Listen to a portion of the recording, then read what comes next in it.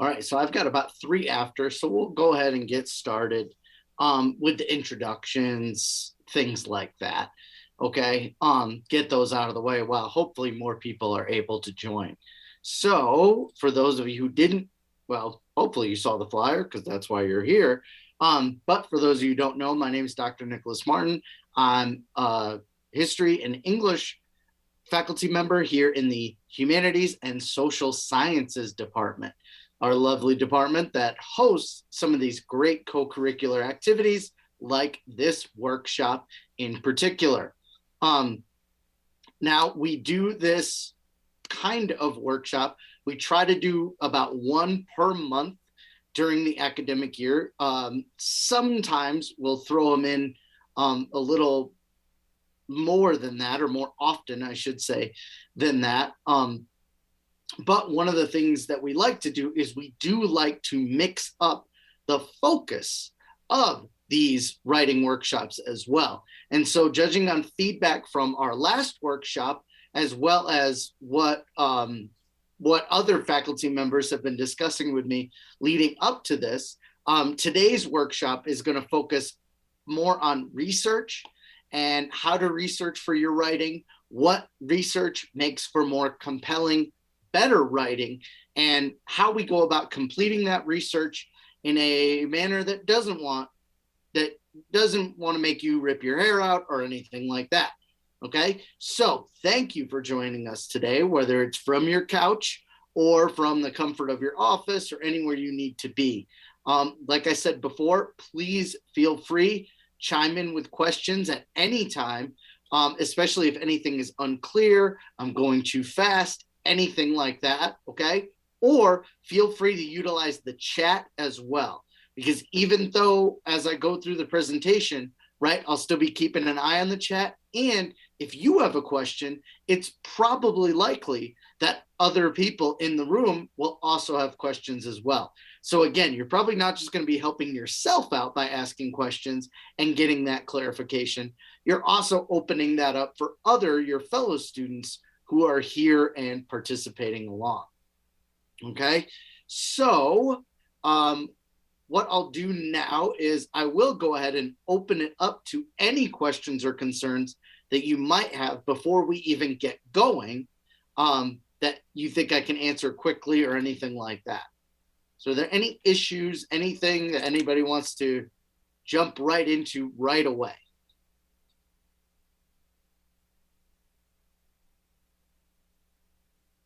Not from me.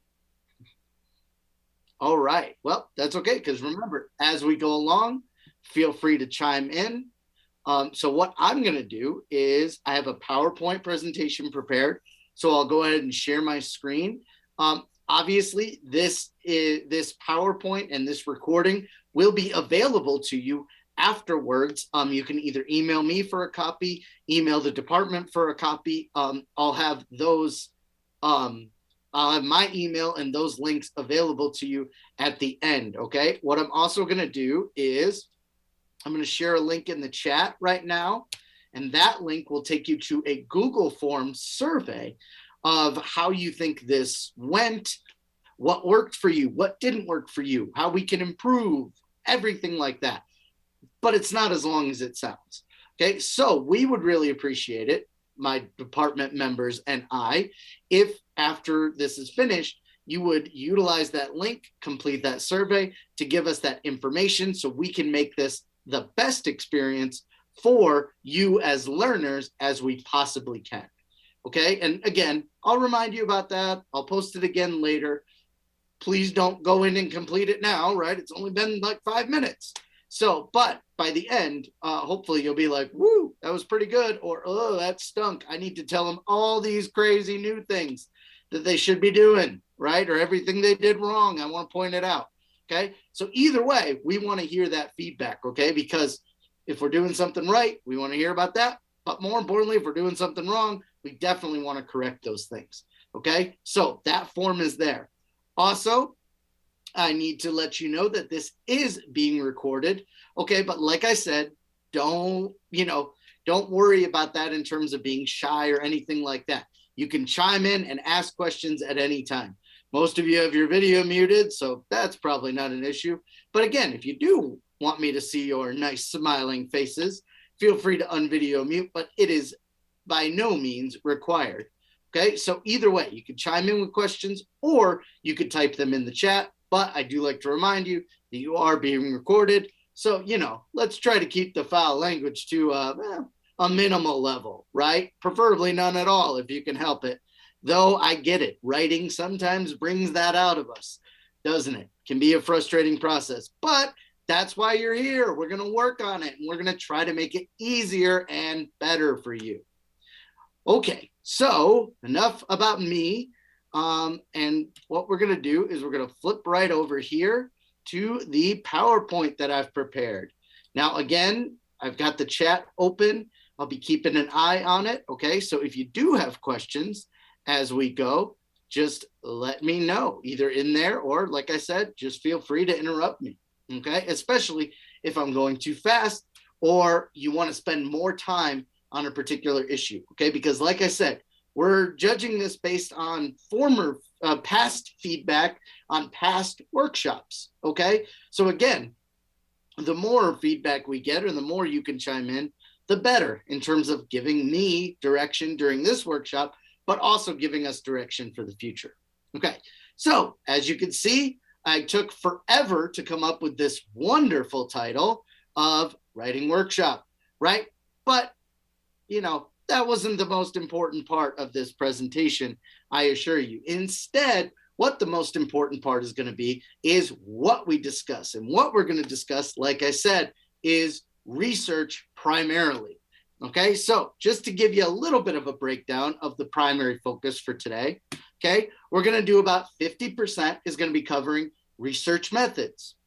Another 50% is going to focus on source selection, right? What goes into picking good sources, what makes for good sources, and how to use those sources effectively in your writing, particularly your academic writing. But as you'll see, some of this can even be applied to other forms of writing, business writing, reports, any of those kind of things you might have to research for, right? Research isn't just an academic activity. It can also be, used in a variety of other ways, okay? And it's going to be about 50% essay organization to close it out, okay? And I know what you're thinking, right?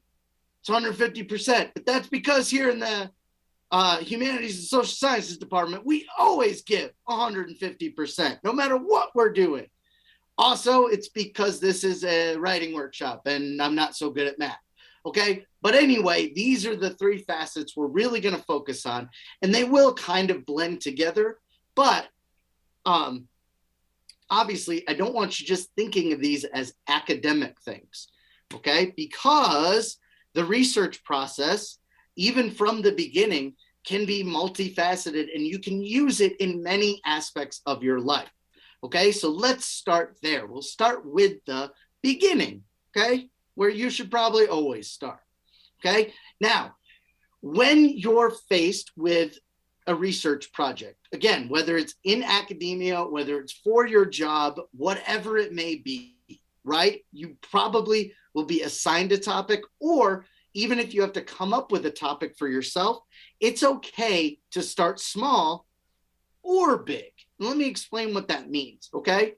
For one, whenever you're given a topic, right, whether it be global warming or whether it be investigating some kind of financial thing, right, anything in the world for your topic, it's okay to start at either end of the spectrum. You could start with really big issues and narrow those issues down, or you can start with really specific issues and then look to expand on them as you go.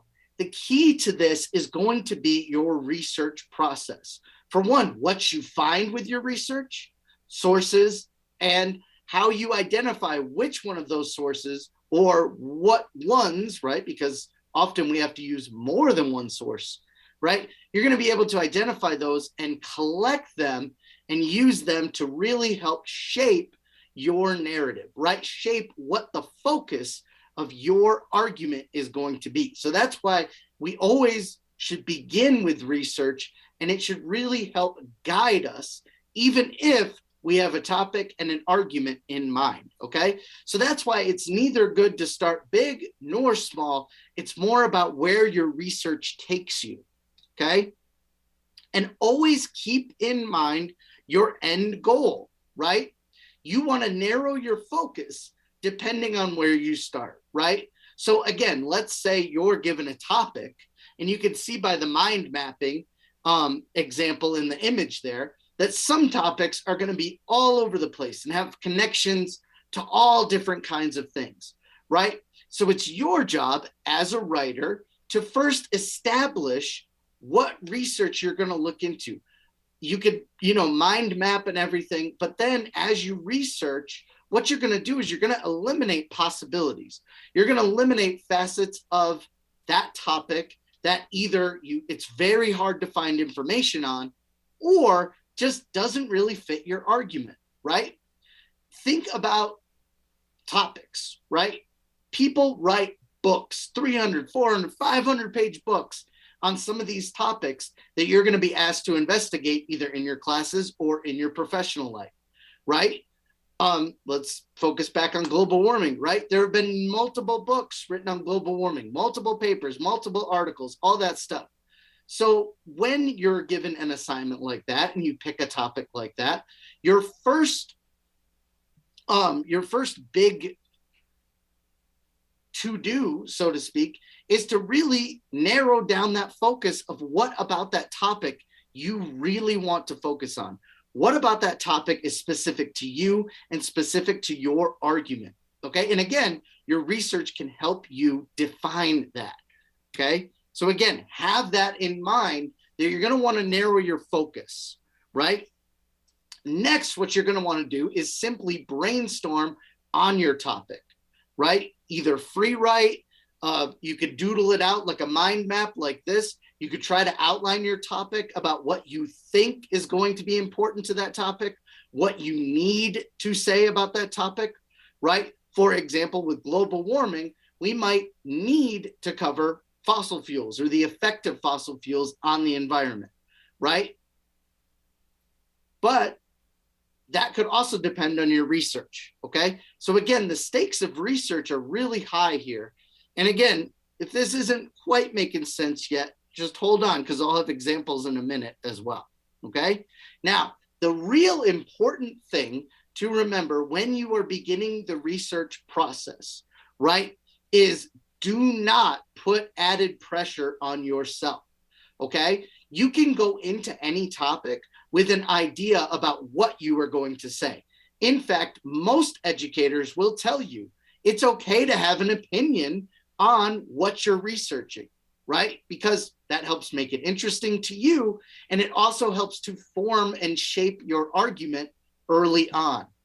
But remember, you're not going to be solving a problem or answering your research question all at once, okay? So no matter what your topic is, no matter what the focus of your writing ever is, no one is expecting you to answer a question or solve the problem or anything like that right off the bat, okay? Instead, research is going to help you do that. There are some instances, right, where you may find out that your opinion on an issue might be wrong after doing research. You may actually change direction, and that's okay too, right? Because what we want to do is we want our research to inform our writing, not our writing to inform our research, meaning you don't want to focus on just sources that agree with you or just sources that point you in one direction, right? You want to do research with an open mind, and that's why it's good to remember you're not solving the problem on your own. You're doing research to get more information, collect more evidence on a particular subject so that you can answer the question, whatever the question may be, as directly and as succinctly as possible. Basically, the better you do the research, the better evidence you'll have, the more convincing your opinion or your argument is going to be. And that's what we're looking for, again, especially in academic essays, right? But ultimately, in writing overall, right, all persuasive writing boils down to whether or not you can convince your reading audience. And that starts with the depth of your research.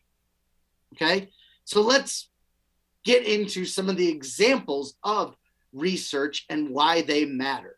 Okay, and what we're going to start with is we're going to start with locating sources, right? Finding sources and identifying what sources are going to be most important to your writing. Okay, now I know in the past, right, people have said, stay away from Wikipedia and Google and stuff like that. Well, you should, okay? Especially for your academic writing. However, let's say you're given a topic that you know absolutely nothing about, right? You know nothing about this topic. Well, it's okay. I know you're hearing a professor say it's okay to use Wikipedia. Oh, right, pump the brakes. But no, hear me out, okay? It's actually okay to use Wikipedia to get a better understanding of a topic, okay? But that's all you should use Wikipedia for, okay? And we're going to go over a lot of much better examples of research today as we move through, okay? But you can start with Wikipedia. The problem with Wikipedia, though, why you should not use it as a source in your academic writing or rely on it too heavily for your argument is because, as this image shows, anybody can go in and mess with Wikipedia or put information in that might not be true, okay? This is an old page of some state slogans, and obviously these aren't actually the state slogans, right? Some old jokesters gone in there and mixed up the state slogans, right? So while we may find this hilarious, especially those of us from Georgia who aren't particularly Alabama fans, right? The point here is that when anybody can edit anything, yeah, that really takes a shot at the credibility of the whole thing. So again, we don't want to use Wikipedia for sources in terms of evidence, right? But you can use Wikipedia or a simple Google search to learn more about a topic, to get informed about where to start your research, and maybe even some source material that might be good for your evidence later on, okay? So you can start there, but then ultimately what we're gonna do is we're moving to academic sources. And we'll talk a little bit more about what that means in a minute, right? That big term academic, right? But basically what it boils down to are credible sources. You want to be as credible as possible, no matter what subject matter you're talking about, right? It can be silly subject matter. You can be writing an essay about why mini golf is better than, I don't know, regular size golf, real golf, however you would word that, right? And while that may not be an important topic, right? It may not be earth shattering. It may not be like war or famine or something like that that affects the world. But if it's important to you, you still want to make the most convincing, most credible argument that you can, right? So again, you don't want to be relying on lackluster sources that aren't going to convince your reading audience. And Wikipedia is one of those, okay? Now, what you can do, though, is use your research to help you narrow your focus of what types of sources to use especially, okay? Because even in the world of academic sources, even in the world of great resources that are out there, there's still going to be specific databases that will really apply to your subject. There are databases based in science, based in history, based in art, based in religion, based on anything you can think about almost, right? So it's important to know what categories your focus fits into. Once you do that, then you can begin to decide what sources are going to work best for your writing. And keep in mind, this is a question you always want to consider at any step in the research process, is what is going to be most convincing to your readers, right? In an academic essay, we're largely talking about scholarly journals, things of that nature. We'll talk more about those in a minute, okay? But if you're writing to a different audience, right, the sources may be different. There may be more credible sources than that, okay? So again, it's important to first identify what you're going to talk about, then narrow that focus to be as convincing as you can be. Okay, we'll keep it going here. But here's an example of how to use Wikipedia effectively just by looking at it, okay? So here's the Wikipedia page for the American Civil War, right? Big time historical event, okay? As you can see, it's got the facts, right, listed or whatever. Again, you don't want to pull from this in terms of using it as a source for your writing. However, what you can do is use it to inform you. What if you didn't know when the Civil War was? Well, okay, Wikipedia is good for that, right? What if you didn't know where it was, right? Oh, Wikipedia is good for that, okay? Those are things where that can help you move forward in the research process. What you can also use Wikipedia for is if you go to the bottom of the page, most Wikipedia pages, credible ones at that, will have citations. And basically the citations are shortcuts to sources you can use. Okay, so if you were writing a report on the Civil War and you knew nothing about the American Civil War, right? Well, for one, you could start here to be able to locate search terms like the dates and the places like Gettysburg and Antietam and those kind of named places that you can plug into a search engine and actually search for scholarly articles based on those details, right? And you can also go down and see where some of these sources are, what they are, how to access them, things like that, okay? But remember, we don't want to use Wikipedia as direct evidence, right? We don't want to source Wikipedia. We want to use credible sources instead, but Wikipedia can help get you there. It can help you identify key terms, dates, and maybe even a citation or two that you might be able to use in your own work.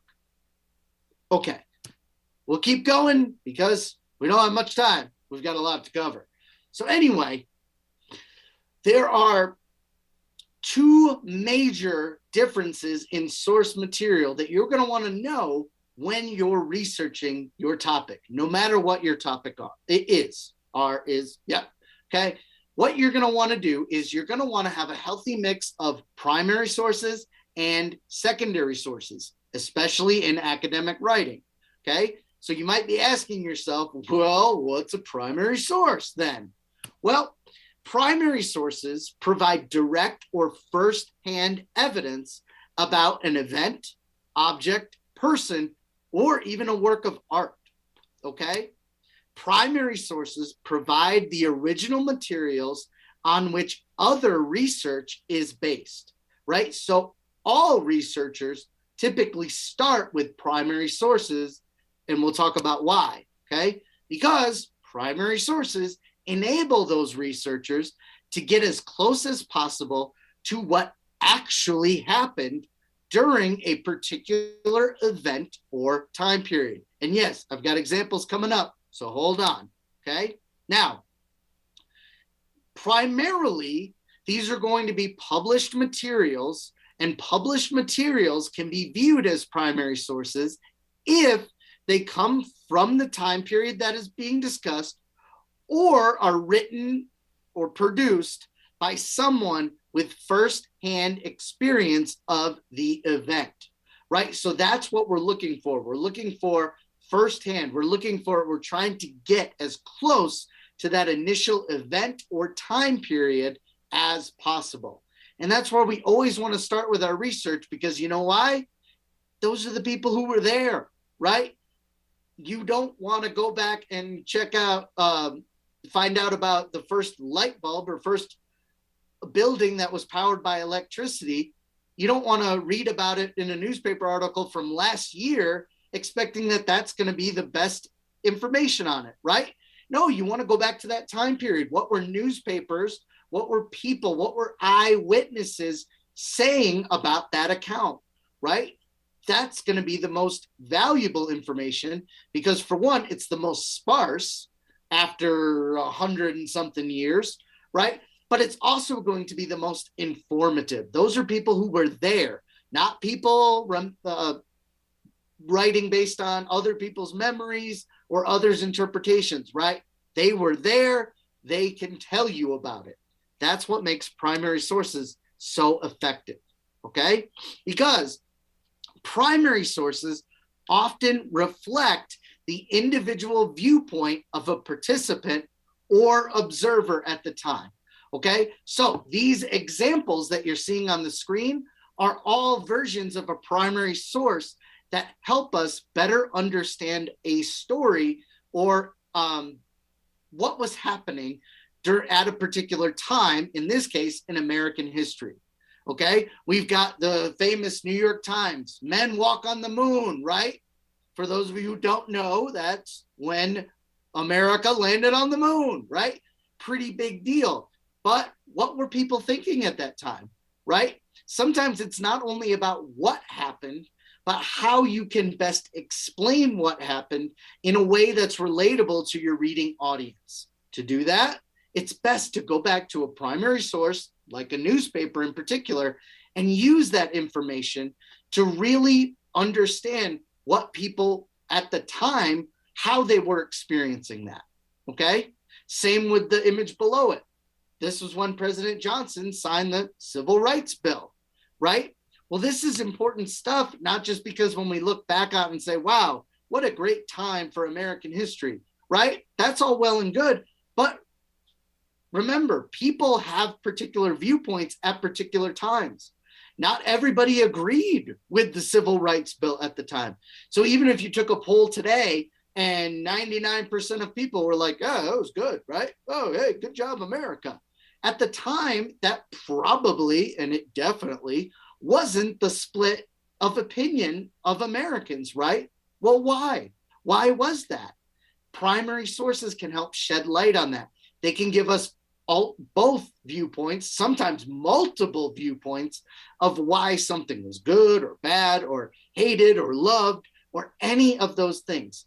Primary sources add context that secondary sources simply can't provide because the people writing the secondary sources weren't there. They didn't experience it firsthand, and so they may be going off of what primary sources say, and they may have an analysis of those primary sources or of the opinions of people who were there, but ultimately they weren't there, and that waters down that evidence just a little bit, sometimes a lot of it, but definitely a little bit, okay? And the last example here is the Rosie the Riveter poster, right? Remember, primary sources don't need to be articles. They don't even need to have words. I mean, yes, this does have words on it, but this is an example of a primary source because it tells us more about the society at the time, right? I would stop and ask questions if this were more of a in-class lesson, right? About what people think of this and how it makes you feel. Unfortunately, we don't have time to do that, but I'll tell you what people felt at the time, right? This was an empowering poster. Though it started out as a recruitment effort, right? This empowered women in all types of fields, right? Obviously, this was a recruitment poster, Rosie the Riveter, right? So it was designed to get women into more manufacture-based industries, right? That they were replacing male soldiers who were leaving to go off to war. Okay, so that's the context behind it. But the more we learn about it, the more we learn that it actually empowered women in all different facets of life, right? In very fascinating ways. Again, I wish I could cover more about it, but you can see how then even a poster can be used as a primary source because it explains something that was happening at that time. It personifies it, in this case, in an image. Okay, so again, primary sources don't need to be just articles or just the written word. You can also have visual mediums, posters, all different kinds. And again, we'll talk about that. Now, remember though, like I said, primary sources can be tricky because they often have multiple viewpoints, but that's okay. That's actually good for research, right? Because what you can do with your primary sources is, for one, you can expect bias, right? You can expect that people had an opinion, and you can use it in your own analysis of your text or your source, right? Going back to that civil rights bill, right? That newspaper article covers both sides of it. Those who were in favor of it, why they were in favor of it, and those who were against it, right? So while you may be thinking, well, who would be against the civil rights bill, or why would they be against it, right? That would be a good primary source to use, because then you can actually read through that bias. You can see why somebody would be against it, and then use it in your own argument. You can use it to show maybe how you thought they were wrong, right? And why you think it should have been a unanimous decision, right? So again, these are ways that primary sources are particularly valuable over any other kind of source, okay? Now, again, these are typically written sources, right? So that's what you still want to focus on. But these can also be non-written, right? And this especially applies to indigenous cultures, right? As many of us know, indigenous cultures, up until the recent past, have largely been based on oral traditions. Many still are, right? So things like sound recordings, pictures, artifacts, like tools and, and some arrows, things like that, right? Tapestries, beadwork, things like that. These can also tell stories, right? And that's what you're looking for when you're looking for primary sources. You're looking for things that can tell you about a culture, about a people, about a place at a specific time. Those are going to be the most influential things to use when you're trying to prove your point, when you're making an argument, right? Because it makes it that much easier to convince people, not only that you know what you're talking about, which is important, right? But also that you have direct examples, right? Your credibility goes up when you have these direct examples. So that's why focusing on primary sources is a great thing to do, no matter what argument you're making. Okay, now segueing into, we'll move ahead to what is a secondary source. Okay, now obviously there's a picture of textbooks there, a picture of the Encyclopedia Britannica. Those of you who have already jumped to the conclusion that those are both secondary sources, woo, you are exactly right. They are. And why are they? Well, because they take primary sources and add analysis based on those primary sources. Okay, so secondary sources, as defined, right? Describe, discuss, interpret, comment upon, evaluate, or summarize primary sources. Okay, so that's why your textbook isn't quite a primary source, even if it mentions primary sources inside of it, right? Still a secondary source. Now, a secondary source is generally one or more steps removed from the event or time period, right? So, for example, when you're reading a history textbook, right, you're largely reading about somebody's summary, the authors, I shouldn't just say somebody's, right? It's the person writing the textbook, but their summary of what happened or what occurred, right? Unless you're reading a textbook from the, way back when, they weren't there when it was happening, right? They're writing about something that happened in history. So even though it may cover the same information, even if they have the same opinion as people from that time, that doesn't make it a primary source, right? And what does that do? Like I said, it waters it down a little bit. It waters down the effectiveness, right? Because now you're basing your research off someone else's opinion of a primary source, right? So again, we're still being a little removed from a primary source. That doesn't mean they're bad sources. And in fact, they often work really well for short discussions or getting right to the point, right? The reason that we use a textbook in something like US history or chemistry or things like that is because it synthesizes the learning process much easier, meaning it takes big ideas, it takes big events and shrinks them down into a few pages so that you learn about them and can move on, okay? Well, that's not great when you're talking about doing your own research, okay? So again, we don't really want to rely on these when we're making our own argument because they tend to be not as convincing as the original stuff, right? But sometimes they can be beneficial. And one way they can be beneficial is that they're easier to get, right? Typically speaking, secondary sources are much easier to locate and easier to access than primary sources. A lot of primary sources haven't been digitized yet, right? Or you'd actually have to go to an archive or a museum to access them, right? Well, especially during this whole COVID pandemic, that can be hard to do, right? So then secondary sources can take their place in that way, especially to inform you, okay? Secondary sources also provide us with the benefit of hindsight, right? Like I said, if you go back to a primary source, you may get multiple opinions, multiple perspectives, right? Well, secondary sources help us to better understand what people were thinking at the time, because even though we might not have their own words, it adds context about how the world has changed since that primary source was produced.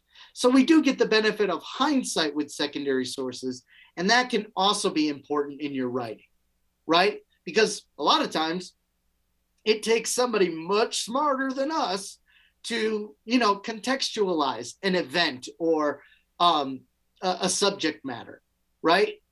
So again, that's another reason why you can defer to secondary sources in some cases. And we'll talk about journal articles in a minute, because those are particularly important secondary sources. But what you'll find, and this can be a benefit, or it can also be a not so good thing about secondary sources, is that secondary sources can lack the urgency of primary sources, right? So, sorry, do I have a question?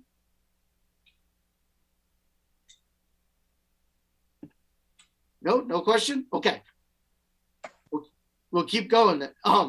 So what secondary sources aren't able to do, and remember, you can always put questions in the chat too if the audio is not coming through right. But anyway, what secondary sources lack sometimes, and this is another benefit of primary sources, is that they don't really convey the same sense of urgency that we might get from a source that was developed during a time, right? So let's say you're in California right after Pearl Harbor, right? Japan attacks Pearl Harbor. That's a pretty scary thing, especially if you're living in California right after that happened, right? You may be running for newspapers or, turning on the radio, expecting to hear not only the facts, right, but maybe what's happening.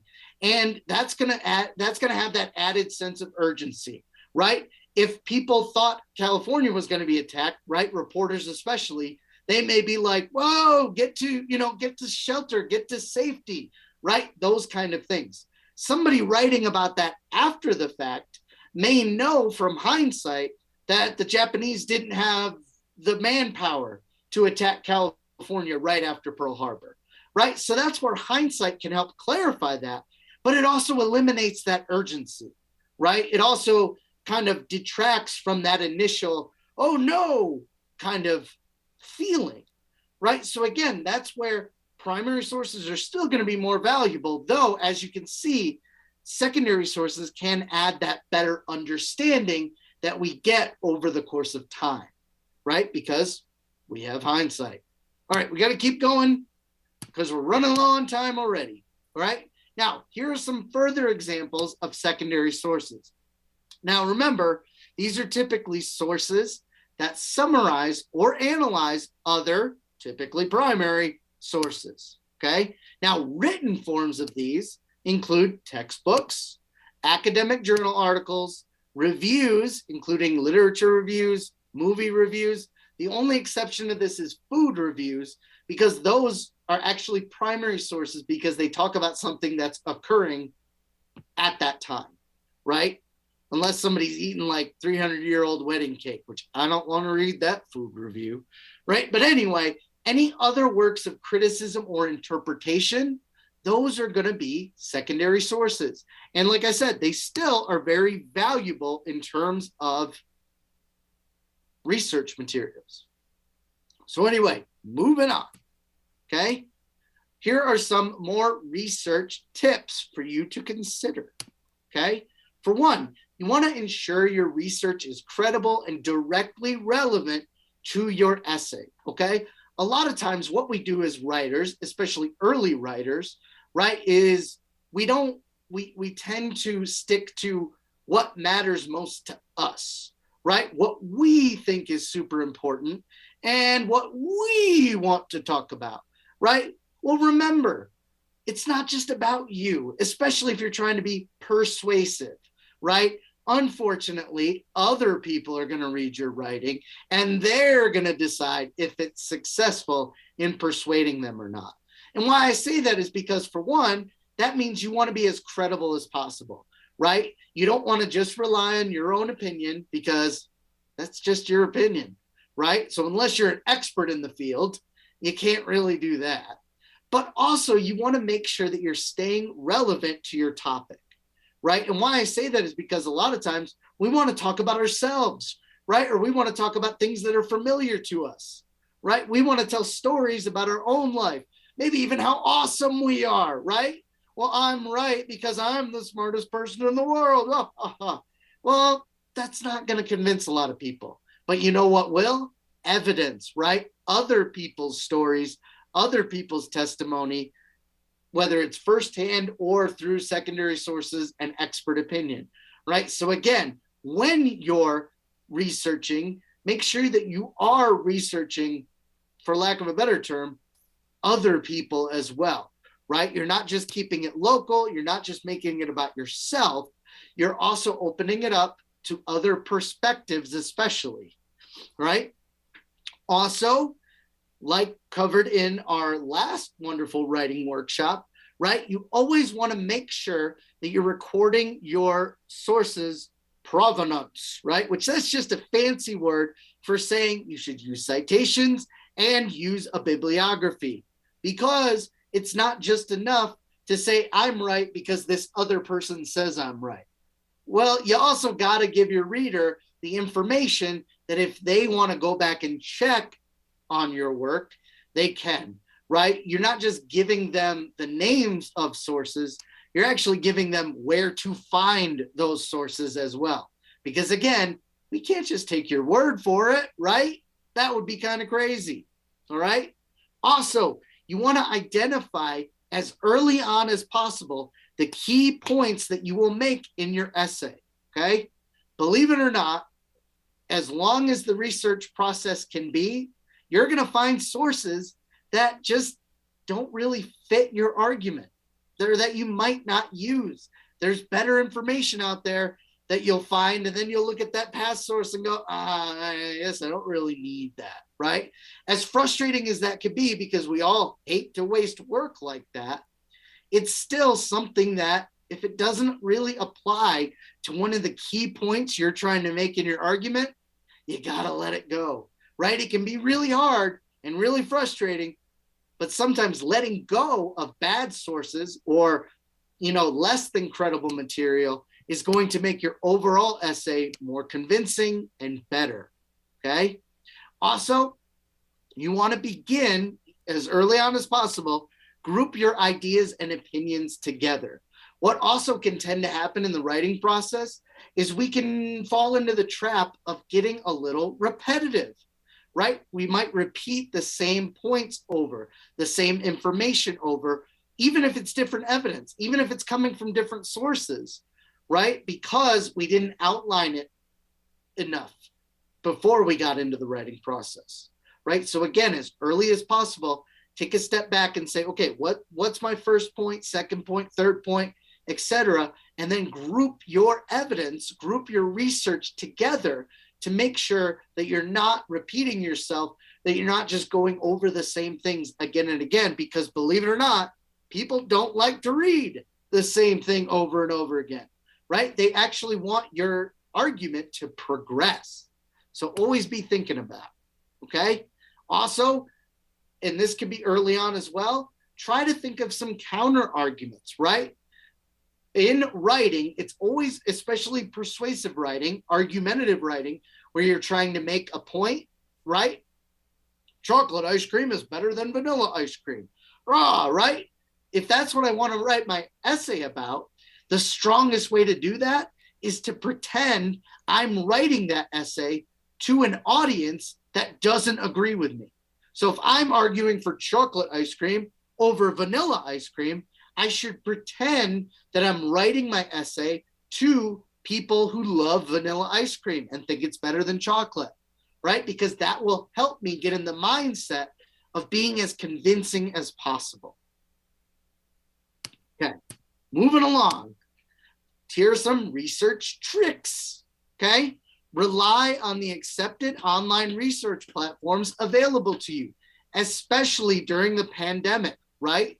Believe it or not, your library offers great resources here at OLC, okay? And anybody can email me if you want more detail on that. I don't have time to go into it, but the Waxape TP Library, great resource with great librarians who, guess what, get paid to help you, right? So you should be taking advantage of what's already available to you. Again, especially during the pandemic, right? The library itself isn't open, so don't go running down there after this presentation, right? But what is available are these library reference librarians who can help you conduct research, find sources, and make your writing better, okay? So again, utilize them. Their website they just revamped it. It's great, it's easy to use. It's broken down into convenient sections. I highly recommend making Zoom appointments with your reference librarians, right? They're there to help you. Utilize them. Utilize what's available to you, right? Also, broaden your search parameters until you find results. What often happens in the research process is people get too fixated on one particular idea, right? So like going back to our global warming example, if I want to cover the rise in sea levels, right? That relates to global warming, but that might be too specific to write 5 pages on, or 10 pages, 20 pages, right? So again, it's okay to then broaden that out a little bit, especially if I'm having trouble finding sources or finding results when I'm searching, okay? Finally, what you need to do, right, from the get-go in any research project is that you want to challenge your own assumptions, okay? Your aim, again, even if you think you're an expert in the field, right? Your aim should always be to go beyond what you think you know or understand about a topic, okay?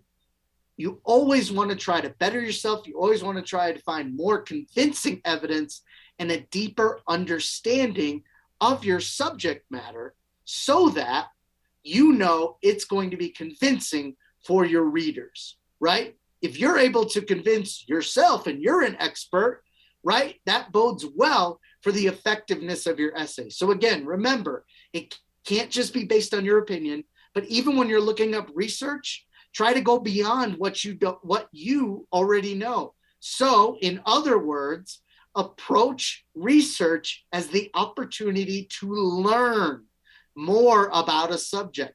The more you can learn about a subject, the better equipped you will be to make an argument based on that subject. A convincing argument and an argument that's well-informed, because you'll have found really great research and really great evidence.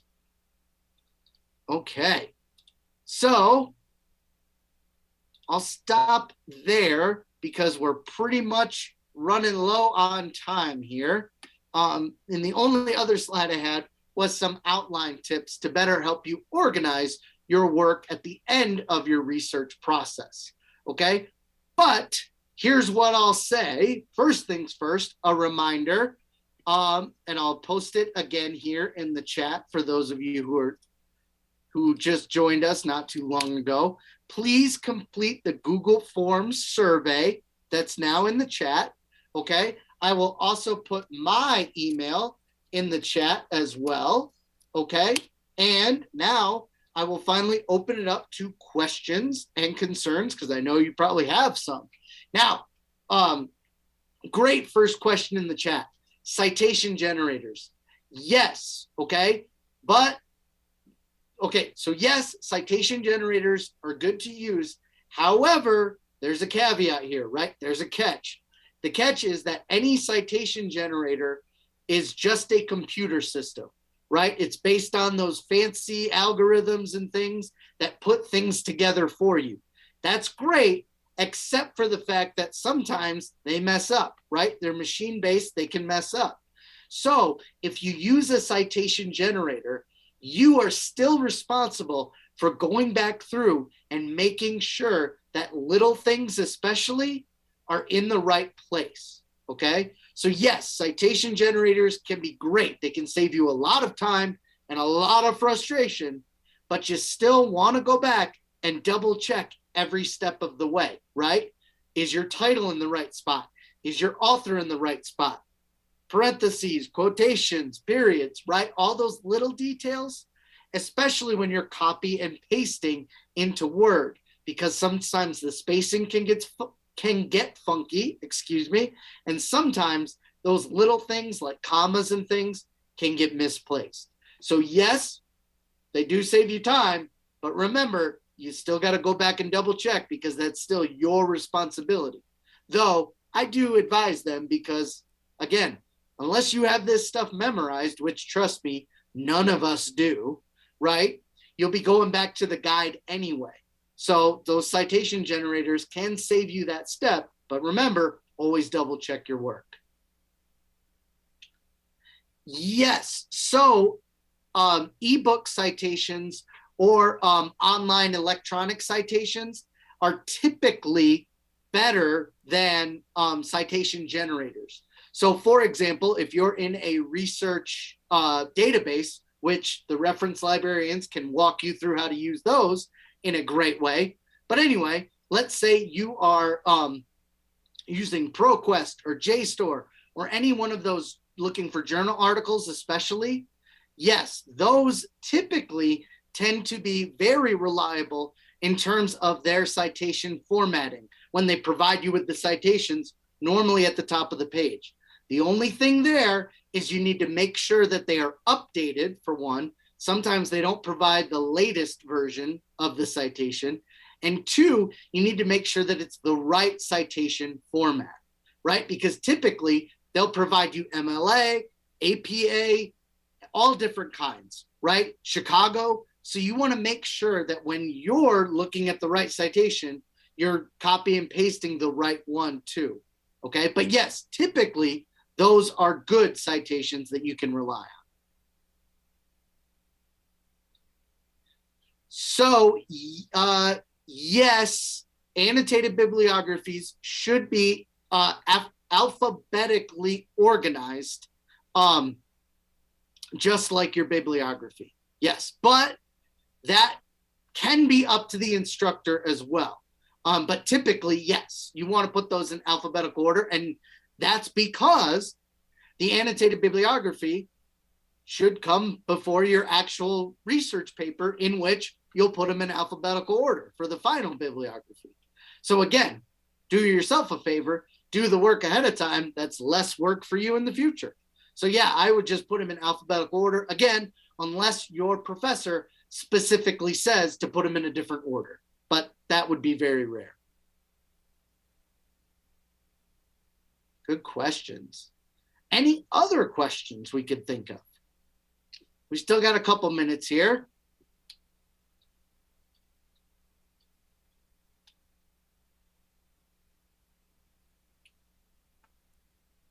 Can we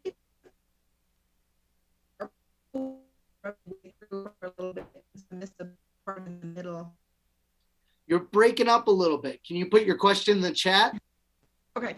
That'll help, just because I don't know if it's me, my connection, or your connection, but you were breaking up there. So, and yes, if anybody has to leave too, feel free to leave. I do have to teach a class in a few minutes, so I'll give this a few more minutes. If you have questions, you can put them in the chat.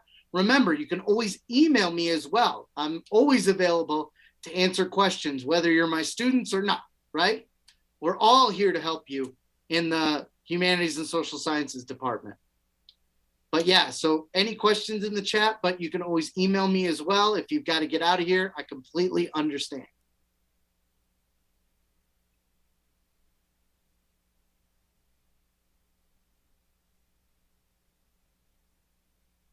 Oh, okay. Yep. So yeah, if you email me, I can provide you with both the PowerPoint and a copy of the recording. That's the easiest way to do it.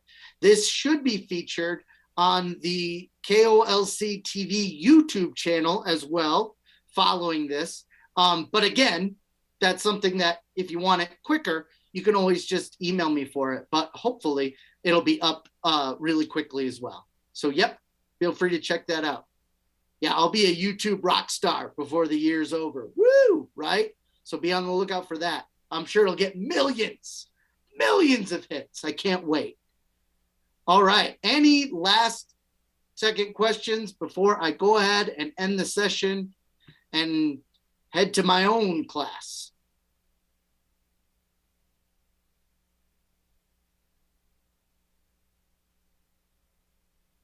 All right. Well, again, thank you all for attending. Remember, we are always here to help, both at the Humanities and Social Sciences Department or any one of our wonderful departments here at OLC. Again, I can't recommend it strongly enough. Reach out for writing help, right? If you need writing help, send me an email, send one of my colleagues an email, right? We can help. And again, this isn't just for academic things, right? We can look over job applications. We can look over letters, right? Those are things that we want you to succeed, right? Because when OLC students succeed, the whole college succeeds, okay? So please, please, please reach out to us in Humanities and Social Sciences, or utilize the library services as well, particularly your reference librarians. They are a great resource and will reach out to you super quick. They're awesome about getting back to everybody. All right, so thank you all for attending. I'm going to go ahead and end it now because I'm running late for my class. But again, if you need anything, shoot me an email. Otherwise, have a great week, a great weekend, and a great rest of the spring semester.